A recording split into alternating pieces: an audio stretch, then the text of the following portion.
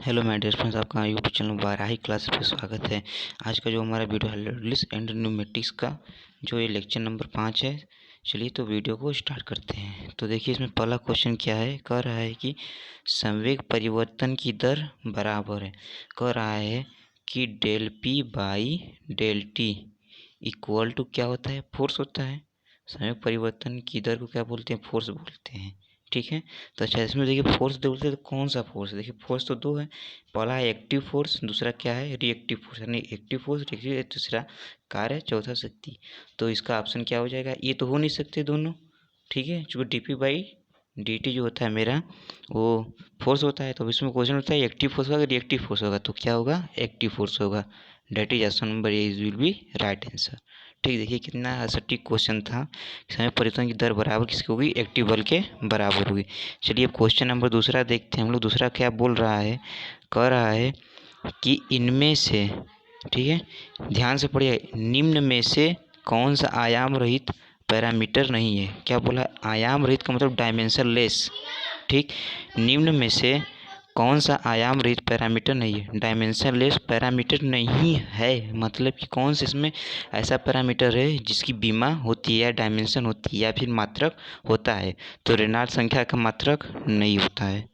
ठीक, घर्षण गुणांक का भी मात्रक नहीं होता है, दाब गुणांक भी मात्रक नहीं होता है। तो क्या बचा, option number D is the right answer. यानी कि काइनेटिक विस्कोसिटी क्या होती है, हम लोग बीमा या फिर बीमा बोले या फिर मात्रक बोले होती है। इसी तरह के क्वेश्चन कितना से घुमाया है, निम्न में से कौन सा आयामरहित पैरामीटर है किसकी बीमा होती है, डायरेक्ट बोल सकता है, लेकिन घुमा कर पूछा है तो डायनेमिक विस्कोसिटी हो जाएगा, सॉरी काइनेमेटिक विस्कोसिटी। ठीक है, चलिए अगला क्वेश्चन देखते हैं। अगला क्वेश्चन क्या है, वेग अगला क्वेश्चन क्या है, वेग गुणांक का औसत मान है। ठीक है, वेग गुणांक का औसत मान क्या होता है, ये आपको याद करना पड़ेगा। ठीक है, वेग गुणांक का औसत मान 0.97 होता है। ठीक, वेग गुणांक का औसत मान 0.97। ठीक है, अगला क्वेश्चन देखते हैं हम लोग क्या है। अगला क्वेश्चन क्या है, अगला क्वेश्चन है विसर्जन गुणांक और संकुचन सी डी सी बी और सी सी में संबंध क्या है। विसर्जन गुणांक, वेलोसिटी एंड संकुचन में क्या संबंध है। तो ये क्या संबंध होता है, C D equal to C B into C C.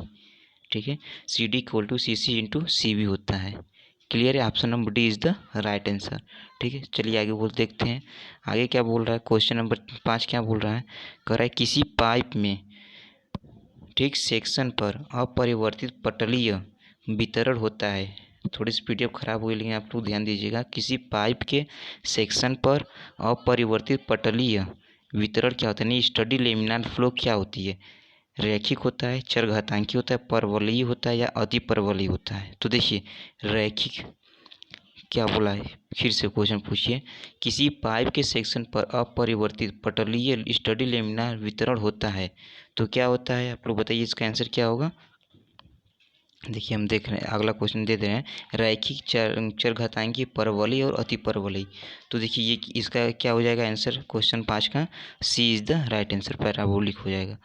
ठीक, क्यों, क्योंकि ये जो होता है रैखिक सेक्शन परिवर्तन, ये जो मेरा होता है ये यू स्क्वायर के बराबर होता है। ठीक है, 2 घात के बराबर होता है। इसका राइट आंसर क्या हो जाएगा, परवलय हो जाएगा। ठीक है, परवलय, सी इज द राइट आंसर। अगला क्वेश्चन देखते हैं हम लोग।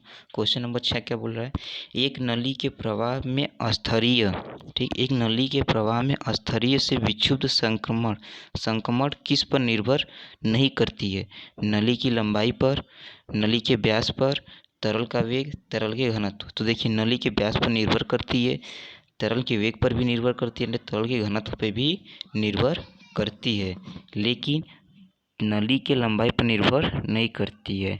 ठीक है, तो इसका राइट आंसर क्या हो जाएगा, option number A is the right answer. ठीक, यानी कि एक नली के प्रवाह में अस्थरीय से विक्षुब्ध संक्रमण किस पर निर्भर नहीं है, नली की लंबाई पर निर्भर नहीं है। अगला क्वेश्चन देखते हैं। क्वेश्चन नंबर 7 क्या बोल रहा है, एक पाइप जिसकी त्रिज्या आर है, केंद्र के किस दूरी से आर पर औसत वेग अस्थरीय प्रवाह के रूप में होगा। तो हम आपको लोगों को बता दे रहे हैं कि ये जो औसत वेग होता है small R equal to capital R upon में √2 होता है। ठीक है, तो यहाँ से ये के तो √2 का 1 में भाग देंगे तो कितना आएगा, 0.70 कुछ आएगा, 707। ठीक है। तो इसका राइट आंसर क्या हो जाएगा, option number B is the right answer. फिर से पढ़ लो, एक पाइप जिसकी त्रिज्या r है, केंद्र के किस दूरी पर औसत वेग अस्तरीय प्रवाह में होगा, तो 0.70। हम बता चुके हैं कि small r equal to capital upon में √2 होता है। ठीक है, तो यहाँ से एक आ जाएगा ऊपर, तो √2 का डिवाइड करेंगे 0.70 आएगा, इंटू r आएगा, तो वही आ जाएगा आपका 0.7। ठीक है। अच्छा, अगला क्वेश्चन देखते हैं। क्वेश्चन नंबर 9 8 का बोल रहा है 8, पाइपलाइन में ऊर्जा हानि होती है। पाइपलाइन में जो ऊर्जा हानि होती है क्या क्या होती है, सतह की रफनेस के कारण बस, या विस्कस एक्शन के कारण, या श्यान क्रिया द्वारा पाइप की दीवार पर होने वाले घर्षण के कारण, या उपरोक्त में से कोई नहीं। फिर से एक बार और, पाइपलाइन में ऊर्जा हानि होती है। जो पाइपलाइन होती है, ठीक, उसमें यदि फ्लो हो रहा है किसी फ्लूइड का, तो उसमें ऊर्जा हानि होती है, तो किसके किसके कारण होती है, सतह के रफनेस के कारण सिर्फ होती है लेकिन सिर्फ नहीं होती है। तो ये ऑप्शन नंबर क्या हो गया मेरा, पहला गलत हो गया। विस्कस एक्शन सिर्फ कारण होती है लेकिन इसके कारण केवल नहीं होती है, तो दूसरा ऑप्शन बी क्या हो गया, गलत हो गया। तो तीसरा ऑप्शन क्या है, तीसरा ऑप्शन देखते हैं हम लोग क्या है। ये क्या बोला, श्यान क्रिया द्वारा पाइप की दीवार पर होने वाले घर्षण के कारण, ये सही ऑप्शन है। क्योंकि सबसे कारण जो हानि होती है, सबसे बड़ी हानि किसके कारण होती है, घर्षण के कारण होती है। तो option number C is the right answer. हालांकि ये दोनों ऑप्शन भी सही है, लेकिन सिर्फ लगा करके भी यदि सी ऑप्शन नहीं दिया होता तो दोनों ऑप्शन मेरा सही था। क्लियर है, ठीक है, आगे चलते हैं। क्वेश्चन नंबर 9 क्या बोल रहा है, पाइप बहाव की माइनर हानियाँ होती हैं, यानी पाइप में कोई फ्लूइड बह रहा है तो उसकी सबसे कम हानि क्या होगी, जो बहुत तुच्छ है, एकदम तुच्छ नहीं होती है, गलत है।